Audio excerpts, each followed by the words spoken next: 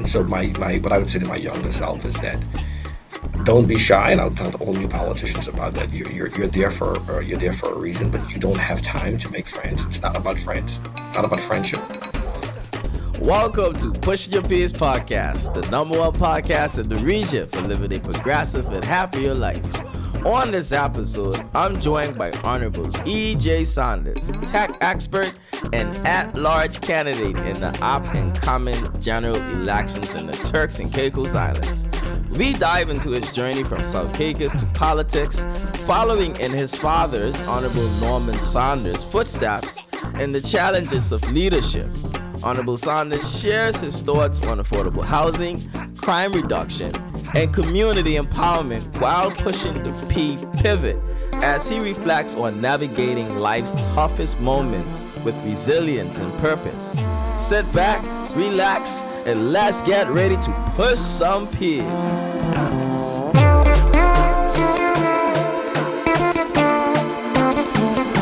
Thank you for coming on Pushing Your Peers. It's a pleasure to have you on. And I want to dive straight into it. Politics, one of the big P's that's floating around right now, given that we are in a political season. How did it feel being the son of one of the pioneers, the political pioneers of this country? What was that like? It has its pros and cons. It's not as easy as people would think, because they think that you're born with the term is say silver spoon, but they think you're born with a gold spoon in your mouth, and they think every door is open for you, and that's not really the case. You're always in the spotlight, and I think there's a reason why children of popular persons don't do as well as the parents, just because being brought up in the spotlight all the time and these huge expectations on you, it's hard to live your own life. I'm very proud of my dad, but my mom was people remember my mom was also a politician for a while, and she worked with government for a while. So it's very hard when you're in the public eye of parents who everyone knows. I mean, a child can't be a child, in the sense that if you do something, the first thing people do is they know right away whose parents do, which persons to call, the parents to call to report you, and then public has a certain expectation on you, and so being a child of a politician, because particularly when you're in politics, there are two types of people. There are two groups of people. I said, is that there's a group who loves the politician and certainly don't want to see you fail as a child of the politician, and then those who doesn't like them and who can't wait to see you fail. And so you're constantly having to look over your shoulder. It puts an immense amount of pressure on you. People, if you fail, they highlight it, and then they go and say, I can't believe you have all of this and you failed. And then when you succeed, they turn around and say, your success only became because of you were given something. And I know someone was speaking to me the other day about some negative comments someone made about my education, and I was basically saying to them that, but they were trying to qualify it to say I came from means, and that's how I got educated. But it doesn't take away from the fact that I disagree with that. But even if it was the case, even if you were the parents of very wealthy people, even if you were the parents of, even if you were the child, even if you're the child of some very wealthy parents, so even if you were the child of Elon Musk, the world's wealthiest person, and you go to MIT, you still have to perform. You still have to get through it, and so they're not going to give you good grades at MIT because Elon Musk is your dad. And the same way, a lot of famous children of famous parents go to Harvard University, but they still have to perform. And so, there are those pressures. I try to deal with it by being my own person. I don't follow what my dad did. I try to be my own person while respecting his legacy and being very proud of it. But like I said, it comes with its pros and cons. Some doors are open for you, but I can tell you, any child of anyone who is I'm reluctant to use the word famous, but let's say in this case, any famous person, you would they will tell you that it's not all fun. And I remember that you may be too young to know of John F. Kennedy Jr., who died in a plane crash. He was flying the plane. He talked about it all the time about what it was like to be the son of and the namesake of John F. Kennedy, and trying to find your feet in the world. And I remember one thing he said was that if your grandfather was a lawyer and your father was a lawyer and all your uncles were lawyers, the expectation is that you should be a lawyer, and then you may want to be a baker, but the expectation is that you should be a lawyer. And so I think he meant was that there are some strong expectations on what you should be when you're from famous parents, but that sometimes you want to do your own thing. And that's what I tried to do. I tried to do my own thing. What were some things you admired in your father growing up? What were some things that you found stood out to you as a child about him? Um, I think, I mean, looking back, even, and I probably made us a few things, but looking back, even as an adult, you realize that my dad came from a very poor household, a very, very, very poor household.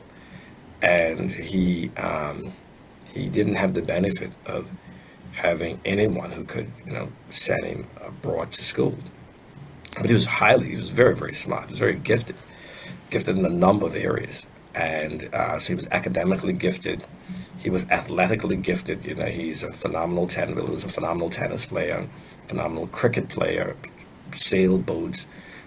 He designed, built them.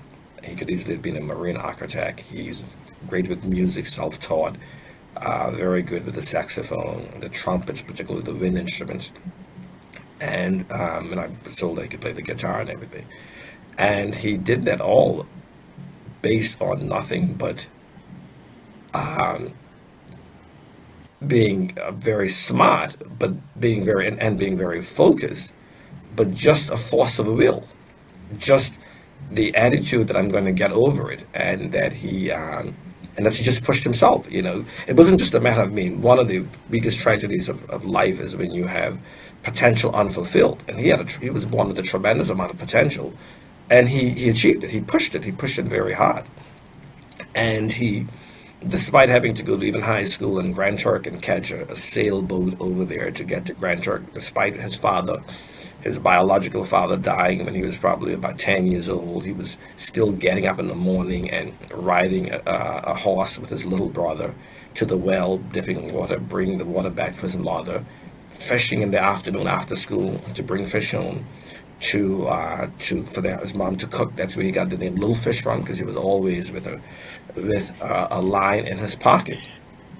And to go through all of that, which would have been tremendous hardship, and succeeded academically, succeeded politically, succeeded business-wise.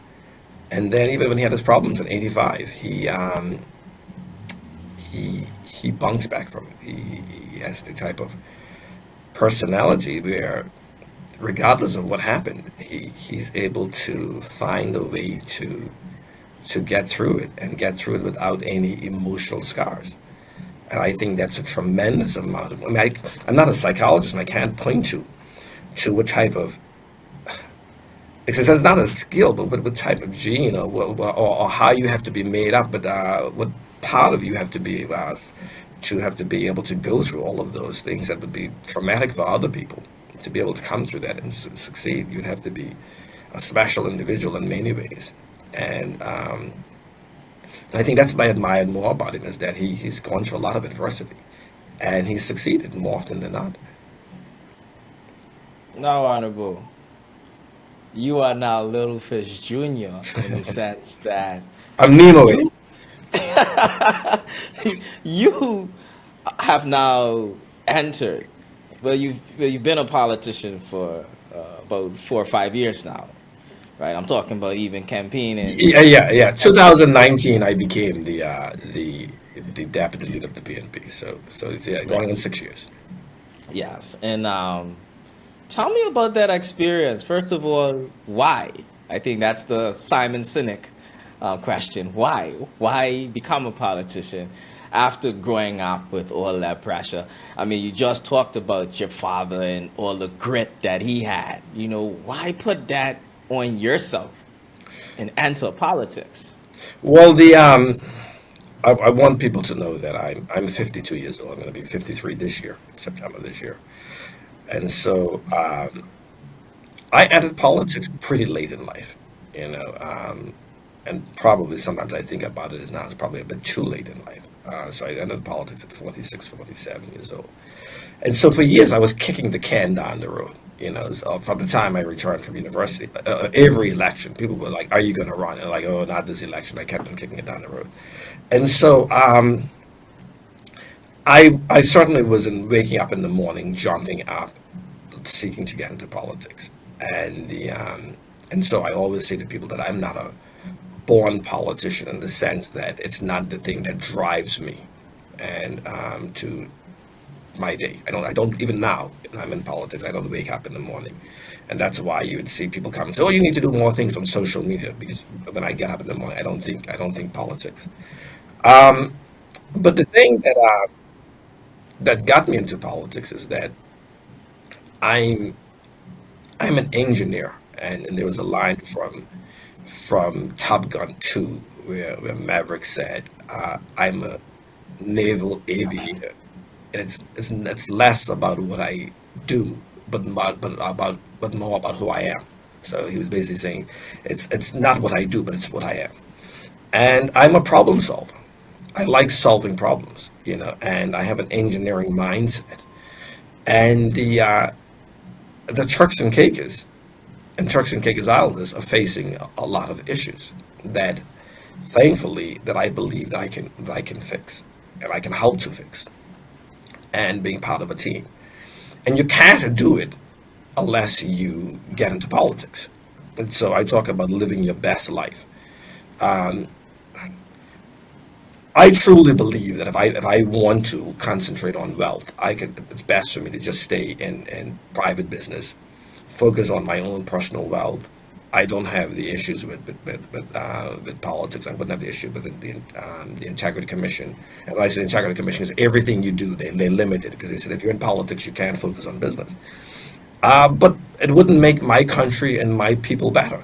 And so my view on life is that you should personally try to break every racket you can, but set up the next generation to break those rackets. And I can't set up the next generation if I focus on personal wealth and personal gains. And so take something like the MSME grant policy. It was designed, or at least when I worked on it, was to create entrepreneurs. I couldn't do that if I was remain only focusing on me personally. And and I have this professor who I was his research student, who's a cognitive psychologist, and I remember having this conversation with him about what should I do, about whether I should get into politics and severely limit my earning potential or get into stay in business. And I know one of the things he was basically saying was that you can stay in business. Not that I was leaning towards it, I wasn't. You could stay in business and make, $1 billion, an example. Uh, but you could do so much more for humanity if you get into politics. And so that's what drove me to accept the adapted leader's position by the premier, because I can do a lot more for my country if I got into politics. And so I think that's why I did get into it, because I didn't achieve as much as I wanted to this term, but I achieved more than nothing. And the point I'm making is that, and it would have been zero if I didn't get into politics. My dad always say that nothing beats a failure but a try. And so I can defend my record when I was in cabinet, but I think I'd love to have been able to do more. But I would not have had that record if I didn't get into cabinet. I would not have been able to do the things for the MSME grant programs. I would not have reworked the public financial management framework, which had never been done since it was given to us after the Constitution of 2012 came in. We would not have had written off the telco loans, the Invest TCI loans for the homeowners who are struggling. And I can go on and on and on. We have a number of things that I would not have been able to do when I became Minister of Health. The country had more than 400 cases of COVID. While I was there, it went down to zero. Those sorts of things. And I benefited from the fact is that I was in the private sector, and I took my private sector knowledge to do that. But I would not have been able to help my country work through the COVID crisis as Minister of Health if I didn't get into politics. So it was really to help Turks and Caicos Islanders live their best lives in the Turks and Caicos Islands. Why I got into politics. Now, you entered politics with probably one of the catchiest phrases by any politician to this day. I mean, we even had opposition members quoting it, and that's living your best life. Yeah. What does that look like for the average Turks and Caicos Islander? It living your best life should really mean, and it doesn't mean wealth. It doesn't mean anything. It's a simple idea that you wake up every morning excited, and that you're happy to be alive. And it doesn't mean that you have no stresses, but that you things are generally going well for you, and that even if you're making $1,000 a month, it means that the cost of living is well below that. So you really have no worries. It doesn't mean completely eliminate everything, but then that you're generally happy and you're productive, and you're a productive human being, and you're giving back more to the world, but in this case, Turks and Caicos, than you take out, but you're happy about it, and that so you're not stressing it all the time, and because per people shouldn't have to be waking up and thinking how we're going to pay our utility bills, or how we're going to feed our kids, or how we're going to send them to school, or I'm in a job that I'm not happy with regardless of what I'm making, or I'm in a job that I'm happy with but I'm not making enough to be able to make ends meet. It should be where you have you wake up singing, what I say, bright eye and bushy tail, and that generally life and your country is working for you. If you get sick, you have a medical care that you know that you don't have to be flown abroad. It can be taken care of well over here. That you take care, you put something into the system and you put back into the country takes care of you. And generally, you're happy. I mean, the United Nations have a happy index. They survey countries and find out who are the happiest people around the world. It's always seemed to be countries like the Scandinavian countries that seem to be very happy. But that's what I mean. I mean, Turks and Caicos Islanders shouldn't have to say, I'm going to go to the UK because I can't make it in my own country. Turks and Caicos Islanders should be saying, I finished university in the UK. I've lived here for 5 years. I want to go home now because I want to start, living my best life. I want to be enjoying the work that I'm doing. I want to be making a good income. I want to be working on exciting things. I want to be able to do a podcast because this is what I like doing. I want the audience to be receptive of it. Whatever it is that you want to do, you shouldn't have to. You shouldn't have to go abroad and do it. Like I said, I like the opera. You should be able to go to the opera in the Turks and Caicos. You should be able to go to an art house. You should be able to watch some professional games. You should be able to I don't want to say have it all, but why not aim to have it all in the place where you were born and you grew up. Thank you for sharing that, Honorable. Now, you talked about work still needing to be done. Recently, we saw a what was the package, the cost of living package? Yeah. Recently. Cost of living, adjustment program. Relief. Yeah, cost of living Right. program. We saw that come in. You talked about also us living our best lives. You have this package come out. You mentioned earlier that there's still a lot of work to be done.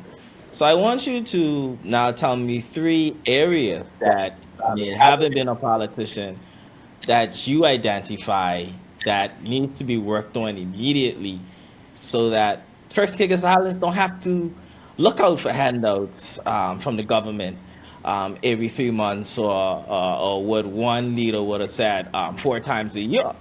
What needs to be done? What are 3 main areas right now that we should be focusing on moving forward in this country in order for us to achieve a happier standard of living in this country? Well, let me say the leader I don't like to play those sorts of politics where you up one-manship, and one party says that we can give out two stimulus, and they go, "Oh, we're going to give out four," and the other party, "Oh, we can give out eight, and we're going to give out 16." Um, my belief is that money. Let me say this: money is not infinite; it's finite. Meaning that you only have a fixed amount of it. And countries, even big countries like the United States, that are seriously in debt, realize that. So once you spend it, you can't get it back. You make it more revenue, but that amount of money goes out the door. You can't get it back. And so every $1,000 in adjustment stimulus, however you want to define it, costs the country about $15 million. And so if he does it four times a year, you're talking about $60 million. And the thing for me is that, and it leads to one of the biggest problems, is that why do that when you have people who are in either inadequate housing or spending a significant amount of their income, monthly income, on accommodations? And so we have a housing issue. And while this is an issue the world over, where the comment I'm going to make now is that this generation, or your generation, is probably the first generation that's worse off than your parents. And and if you look at it, where you have a number of persons in their 20s and 30s, or early 30s, I'm talking about now, but certainly through their 20s, a lot of young couples who have no property, and some of them are living home. A lot of them are living home with their parents, and the most of my parents' generation were married in their mid 20s, and they were in the house. And you find now a lot of kids now who are in their late 20s, early 30s, that don't have any property, and they can't afford it. They just cannot afford it. And so one of our urgent problems is we need to make affordable homes available for persons to get their first properties, whether they're single, whether they're a young couple. And so the stimulus money, I think, would be better. And I've said this on before, on when I was being interviewed, that I would rather say that I use $15 million to have 150 homes, families in 150 homes, than to say I gave it out. As a cost of living. Now, I understand why the premier did it. Um, there was rising prices, and it gives you an immediate impact. But I think a long-term impact is to not to say that we're going to give out 4 and 6 and 8. I think the medium thing is to do the long-term, and best idea is to create affordable homes. And I think that's what where our government is going down to. The premier talked about last night about building 3,000 plus homes over the next 5 years, and then bolstering that with a mortgage corporation helping to make that easier. But that's the immediate problem. The immediate problem is that we need affordable homes so people can get into it. So you're not spending. The rule of thumb is that you shouldn't spend more than 40% of your monthly income on accommodations. I know persons who are well over 60% on accommodations. So we need to get that done. The another immediate issue is that it's the crime issue. As everyone knows that it's not a long-term issue in the sense that I'm hoping that 20 years from now we're still not talking about rising crime, but we need to put a lot of effort and emphasis and focus on it in the short term. I mean, we want to solve that this year. We want to solve it in 2025. We can't afford to be going to year after year, having multiple years of flirting with 50 plus murders a year. And so that's an immediate problem. That's an immediate problem we need to tackle. And then we have a bunch of other problems that are kind of almost equal. I would like to see Turks and Caicos Islanders participate more in the economy. The economy is growing very well. Why aren't we having minting multimillionaire entrepreneurs every year? And these aren't people who are expecting government contracts or handouts. These are people where they're benefiting from the opportunity. I know people who come to the Turks and Caicos and became millionaires just through selling real estate. And so we've changed the real estate bill so only Turks and Caicos Islands can benefit from it. And so that is an issue. So I want Turks and Caicos Islanders to participate in that. But like I said, equal to that, that's three that I gave you. So empowerment of Turks and Caicos Islanders, particularly Turks and Caicos Islanders, entrepreneurs. But I do think that the country needs a massive amount of infrastructure upgrade. Leeward highways as an example, and but there's other things. We need more lights, we need more roads, we need strengthen the education system. We need to focus on the community college to the point where it's going from strength to strength. We need a new airport, which is coming. South Caicos, they have infrastructure upgrades that need to happen. The capital, I talked about recapitalizing the capital, that needs to have infrastructure upgrades. And so I would say those are the top four. I know you asked for three, but I couldn't leave that out because then people say, well, what about this? Front Street and Grantock needs a huge lift.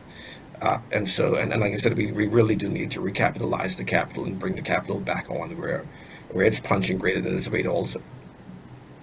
Honorable, when you enter politics, you enter with everything that you just said, right? All of these problems, and you definitely know what needs to be done, right? But what happens when you get in there? What are some of the challenges you face? Because it seems as though, and I'm talking about for the past three governments, it seems as though you guys do a great job with the manifestos, with identifying the issues, but when you get there, we're not seeing that wheel turning as fast as it needs to turn in order to bring about all of these great ideas. So can you walk us through, having served your first term as a politician, as an elected member, why is it like that? I believe I know what it is.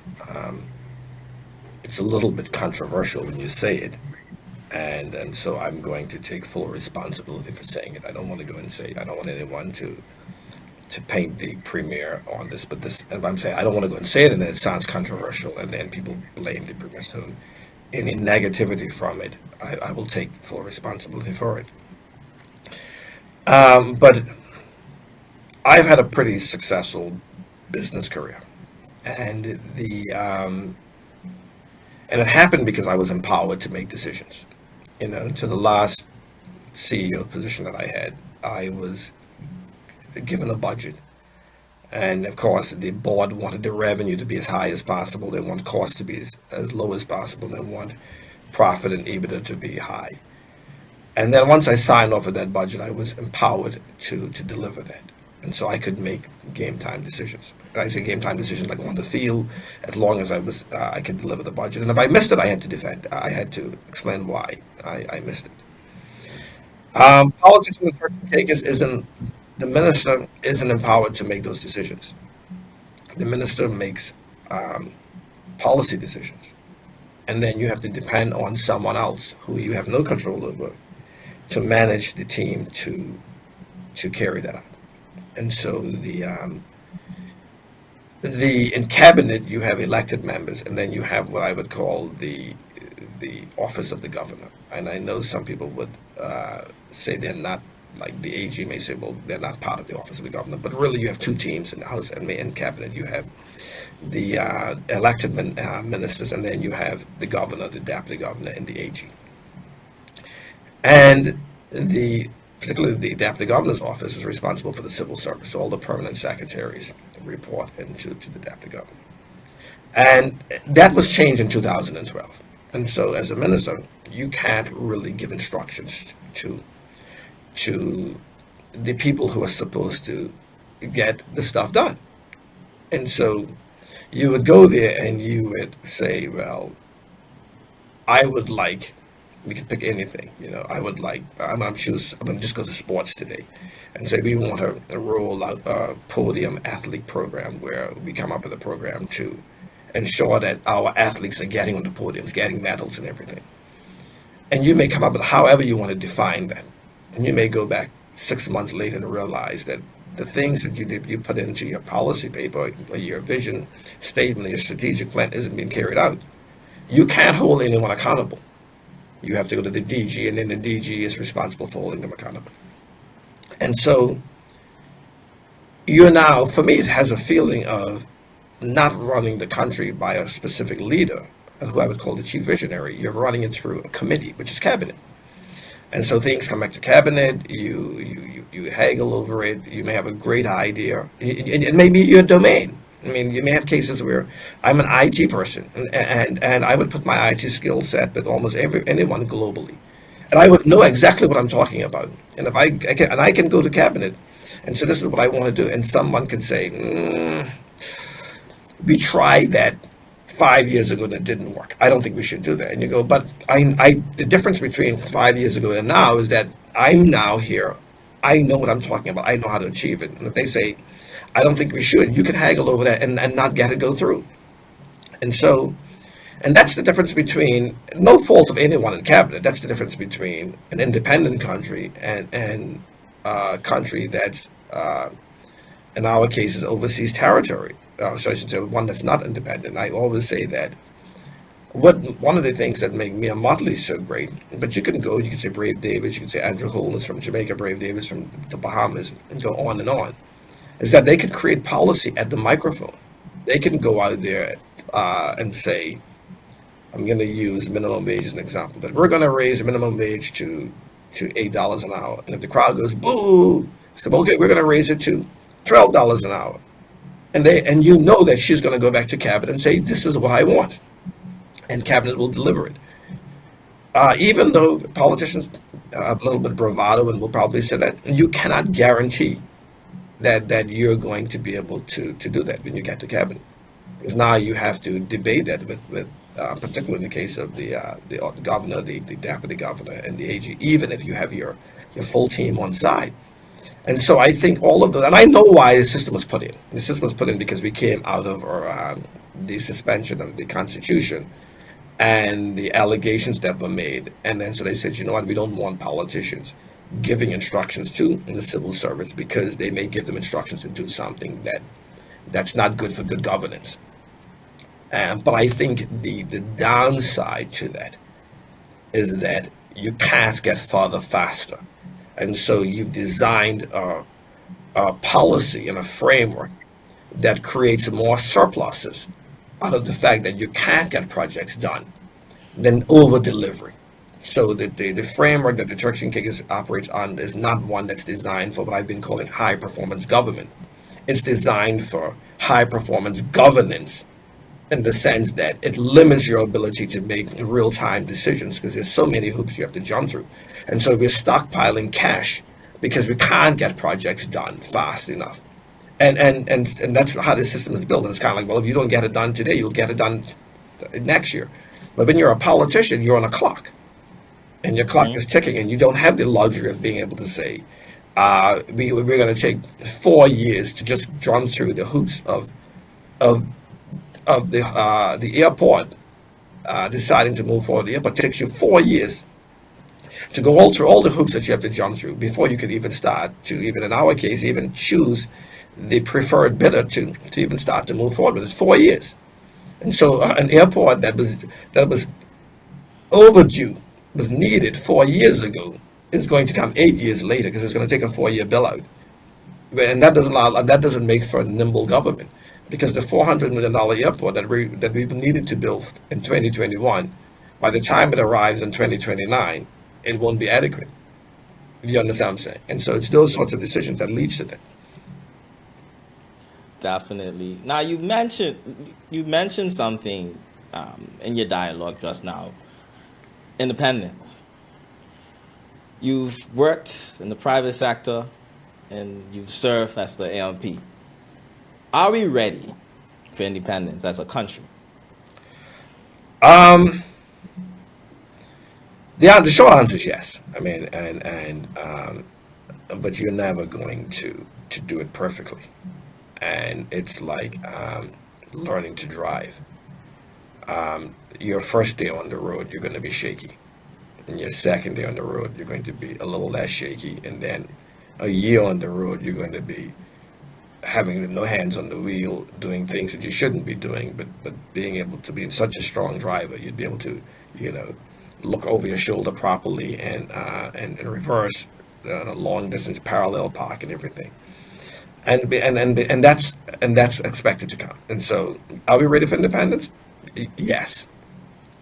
Well, is it going to be scary at first? While we figure out the details. I mean, yes, but that's what happens. The whole idea is to learn and get better each day and get stronger at it every day. And I think once we create a culture, and I'm not saying that we don't have a culture of it, but so once you have a creative culture that regardless of which government get in after you get independence, that you would have a focus on the people and transparency, good governance. I think you will do well. I mean, not every year is going to be a banner year, but as long as you remember that, put the people first, Yeah. focus on transparency so you're able to articulate and put out there into the public domain the decisions of government so everyone knows what the government is doing. And so that no one's questioning whether or not the policymakers are doing it for the right reasons. And then you keep a focus on good governance. I think you will do very well. I think we are ready to do it. Now, I think that question should be taken to the public first through a referendum. But I have all confidence that we would succeed, and we could succeed, and I think we could go farther faster than if we were independent. But there are benefits. There's some benefits for having a partnership with the UK. But I do think that Turks and Caicos will be no worse off if we did go independent, and those benefits that we're having now that we'll most likely lose, we could make up in other ways. Now, Honorable, you mentioned the challenges earlier that AMPs face when they get into government with their big ideas. You also mentioned independence being something that's possible. So I think you know the direction I'm going in with this next question, right? Is that if the PMP were re-elected, is independence something that's on your agenda, being re-elected? Um, I don't want to say this because I'm not the. I'm going to answer the question, but I'm going to say I don't want to give an answer that locks the premier in because I'm not the leader of the country, and I don't want people come and say, well, EJ says this, and this is the position of the party, and so I want to qualify my answer by saying that I'm not speaking for the premier, and I'm not because I know that this is they call silly season. People would put a spin on it. But I do know that one of the things that this constitutional change has brought in is the ability to have a referendum, and and before you didn't have the ability to have a referendum, so it would have been very difficult to even seek independence because the requirement is that you have to first go to the public through a referendum to be able to see what the public wants to do, the general public. I think it would be remiss of us um, not to, now that we have the ability to have a referendum, to go to the public and say, what kind of relationship do you want with the UK? Um, I'm certainly would advocate for that. I don't know what the answer is. I'm not saying that we moving towards independence. I'm not saying we don't, but I think Turks and Caicos has never had the opportunity. And other countries have had it. I mean, Bermuda certainly has, even after they got the advanced constitution. But I think it will be remiss of us as politicians to not to go to the public and say, we now have this mechanism. Let us poll you and see what your view is on the relationship with the UK. I don't want to tie the premier down into it because I know the premier has been in politics for like 30 years. I talked about his victory lap. If we win the next election, I believe we will win the next election. Having him and enjoy it and then wind his last term down in style. I wouldn't want to have him mirrored in controversial type decisions. I would rather him focus on the agenda items that he wanted to achieve, the big agenda items. But it will be remiss of the next generation of politicians who are seeking to step up, like myself, to not to put it to the public. Honorable EJ, thank you so much for your candidness And I do understand where you're coming from as we are in silly season. So thank you so much for sharing your views on that. Now, you are on Pushing Your Peers podcast. Mhm. And the whole concept of Pushing Your Peers is that you push one or a couple of P's on this episode that has been transformational to your journey. Any word that begins with the letter P that has helped you, that has been transformational to the person that you are, you now have an opportunity to push your peers. So it can be one word or multiple words. It's up to you. Um, I'm trying to think of the word. It doesn't begin with P, but I'm going to try to. I'm going to find a word with P. And No I know you problem. have selects a certain P's that you define P's, and and I don't remember all of them, and so I'm just going to throw out a P word, and hopefully it comes close. Um, but in life, you're going to have these moments where the term is called inflection points. But the closest P word I can think of is pivotal moments. And that defined the direction you're going to take going forward.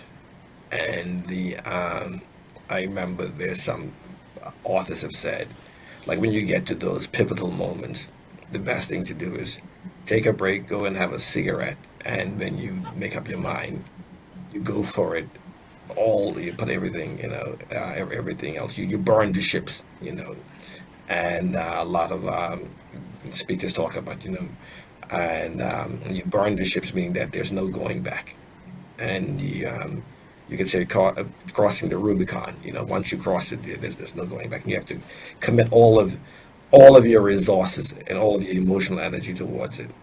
I think so. I'd call it the pivotal moment in life. You're going to go through that, and you have to commit to it. You have to commit to seeing it through, and you have to be optimistic that you're going to achieve it. There's a saying that life belongs to the optimist, and there's studies that show that optimists make it better in life because they're willing to take chances. And I'm just going to use it just as to make a bit of a joke. If you're crossing a highway with cars, it's usually the optimists that make it to the other side instead of pessimists that gets knocked down because the optimist just go for it, just runs right across. The pessimist runs, stops in the middle of the road, gets scared, tries to run back and gets hit. And so to succeed in life, you just have when you reach those pivotal moments, you have to think hard about it. But once you make up your mind, you're going to go for it. You have to go for it. And I'm not certainly not an expert about it. Otherwise, I wouldn't be in the back bench right now. And the verse I would probably still be deputy premier, where you reach pivotal moments and you haven't decided that this is what I'm going to do, and then you go with the flow, and then things don't happen well. My brother, surprisingly, when he was uh, doing a sermon in the Methodist church, kind of touched on it. But you're going to have pivotal moments in life, and that you can't waffle on it. You can't be indecisive on it. You can't be unsure on it. You have to go all in, or not do it. But that's still a pivotal decision. The decision is either you do it or you don't do it. And so the PI would push is that when you reach those pivotal moments in life, know where you want to go and put everything behind it to succeed. Know why you're doing it, but make sure that you put your all in and not leave anything to chance. Profound. Honorable EJ, I have two more questions before we wrap up this show. But go ahead. The first one, first year in politics. What, given all that you've gone through, what advice would you give yourself now if you were to travel back in time, that first day in office? You appear to yourself sitting in that chair. What would be that advice you give yourself, your younger self? Um, I think the thing about most new politicians is that when you get into cabinet, particularly, you want to have a bit of camaraderie, and the and so for me, particularly, my personality is one I would rather not have a conflict, and most times I would settle for avoiding to have the conflict, and then the outcome that you want is either delayed, or you don't get the outcome that you want. And I think my if I had to go back and do it again, I would be, and this is what I'm planning on doing, being a lot more firm about what I want and what I think, that it's the decisions that I want. I'm a tremendously amount of hard work, and I spend a lot of time, um, doing work, even when I was in government, marking up papers and giving it back. Uh, but I didn't achieve everything that I wanted because a lot of things was just left, and to things that didn't happen, that was outside of my ability to do, things that I pass off, and it didn't happen as quickly as I wanted, happen the way I wanted. I think you have to be very firm.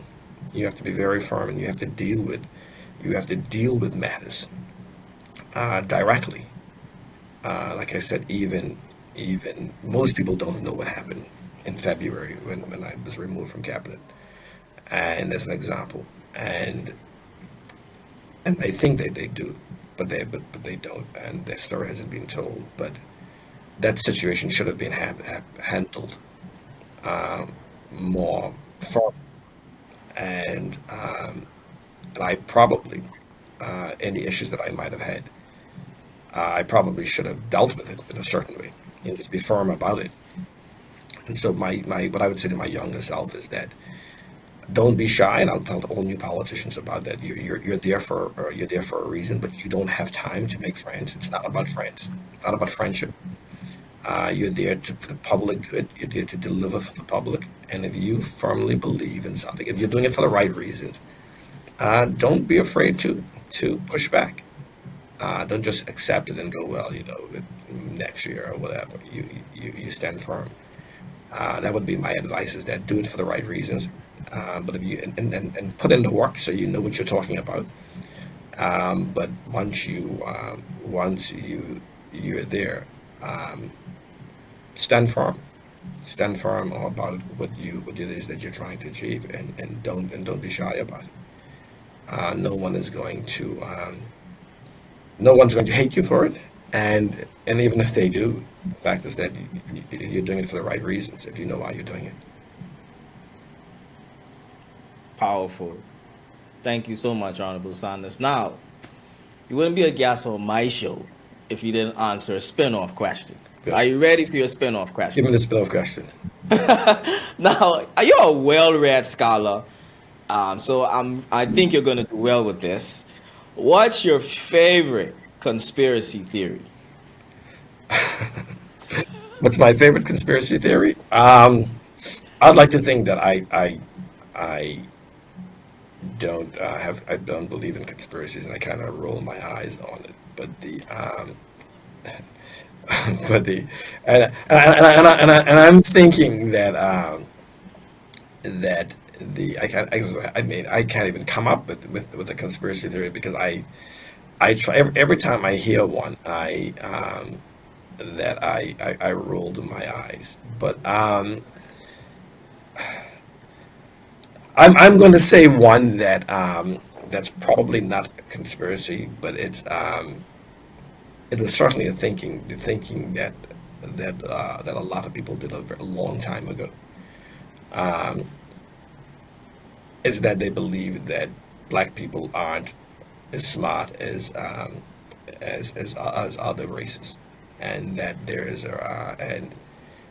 was a theory that, and if you follow a guy named Philip Rushton, he was a professor at Western University, and he'd done some studies to try to indicate that black people, particularly in the United States and North America, was more prone to crime and was less, um, I don't want to say intellectual, but it was certainly and their intellectual abilities was less than other races. And the way he had it graphed was that Asians was at one end in terms of the most intelligent race, and that blacks would be at the far end. And then it talked about in terms of crime, and that blacks are more prone to get involved in crime. And while it's truly not a conspiracy, some people do believe that.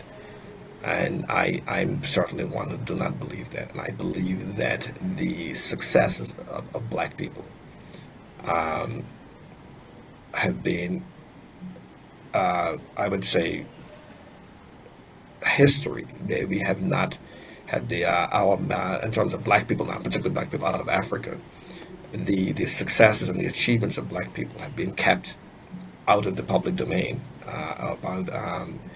and it hasn't had it's seen the light of day to the point where you've seen other people. So when you talk about huge achievements that move the world forward, people know more about European successes and then Europeans and what they did rather than the successes of black people from Africa.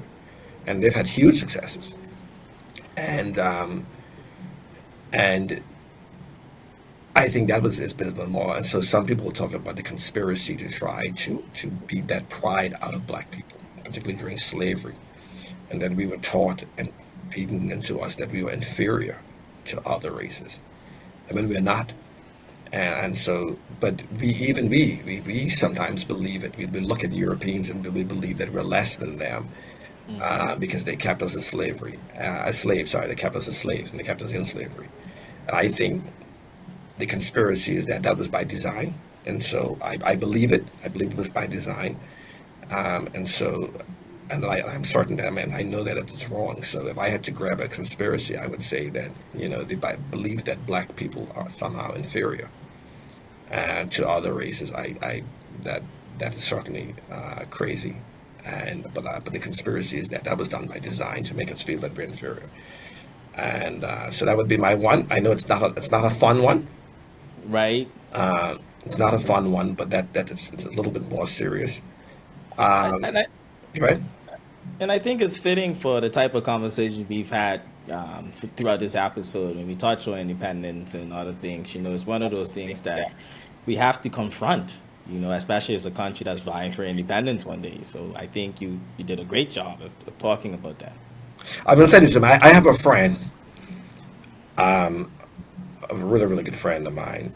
She is a NASA scientist, rocket scientist, and she's black from Nigeria. Went to the University of Austin, Texas. Had a PhD in aeronautical engineering at a very young age. She's a top author and speaker and scientist at NASA right now. She came to the Turks and Caicos with her husband and her one kid, and she's got 3 kids. Invited Dr. Wendy back this year. Hopefully she's going to come. And the type of intelligence that Dr. Wendy have is that it's off the charts, absolutely off the charts. Wow. And Dr. Wendy has no European in her at all, and she's one of the coolest people that you could meet. And so it's not just an all nerd, and she's got 3 kids now. But what I'm trying to say is that if you ever believed that that black people and I'm not talking mixed people because they'll try to qualify. They say, "Oh well, you're 25% European and whatever." But I'm certain Dr. Vandy has no European in her. And if you ever question whether or not black people are smart, I would give you Dr. Vandy, and you would see that I would put her against anyone in the world. Wow. And so that's why these sorts of things are important to me. But I would end by saying this too, though. I do believe that I truly believe that that there's life outside of the outside of Earth, and I believe whether it's intelligent life, I don't know, or whether it's simplistic life, but I do believe that there is life, things that are alive that exist on outside of Earth. So if you want a fun one, that's it. I do believe that the universe is infinite, and we've got so many different planets and stuff like that. And I do believe that there is other planets. So anybody who say he thinks he's crazy, it doesn't follow some things that we grew up with. That's the one I do. I am confident that at some point in the history of the Earth, I'm sorry, I don't believe that will be around at that time, we will find that there was evidence of some type of organisms on other planets. Whether it's Martians moving around or just little simple single cell organisms, I think we will find that there's some life on other planets. Amazing. I believe that too. But Honorable Saunders, Well, the math actually says that. The probability says that. It's as I know people don't want to say, I think that that's crazy, but the probability of it is high. And that it must happen, must be the case.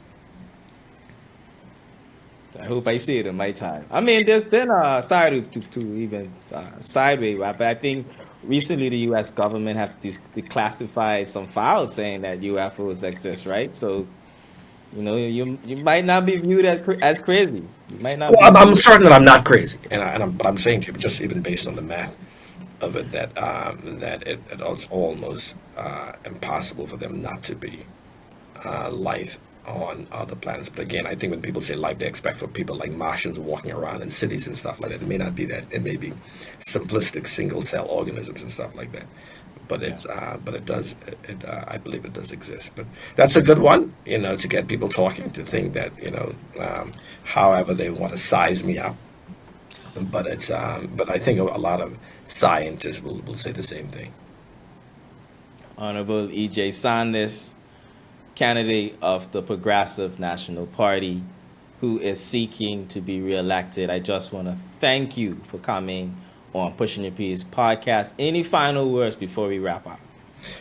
Thank you. I'd like to thank you for having. I'd like to also wish everyone a happy New Year. I think that I'm hoping that I always say that it's the government's job to make today better than yesterday, tomorrow better than today. So I hope our job is to make 2025 better than 2024 and put you on to progress to make sure that 2026 is better than 2025. My focus this term, I should say, is to help remodel government around a high-performance government. I want to help get the civil service from the culture in the civil service to a point where it's high performance every day. They want to achieve the best for the public, with improved civil service delivery and then customer service delivery, but then government. And so that's what I'm going to be focusing a lot of my efforts on. I think it's going to be a huge boost to the Turks and Caicos in the next 5 years if we completely change and remake the civil service. I think that's going to be done through a combination of continuing to increase them and pay them better, but also train them, set performance targets for them. And one of the things I'd like to see is that I would like to see us have a civil service college within the community college. And so our civil service can get training. So these are some of the things I'm going to be pushing for. Not the only things, but I'm going to be pushing for an improved service delivery from government through a high performance government model. So from here on out, I would like to think that by the time I'm done the next term, you'd be calling me your high performance representative. Boom. You see. Love it. Ladies and gentlemen, Mr. Living Your Best Life himself. Thank you so much for coming on, Honorable E.J. Saunders. It's been a great episode, so many gems, and we here at Pushing Your Peace wish you all the best in the up-and-coming elections. Thank you. Thank you very much. Ladies and gentlemen, see you next week on Pushing Your Peace podcast.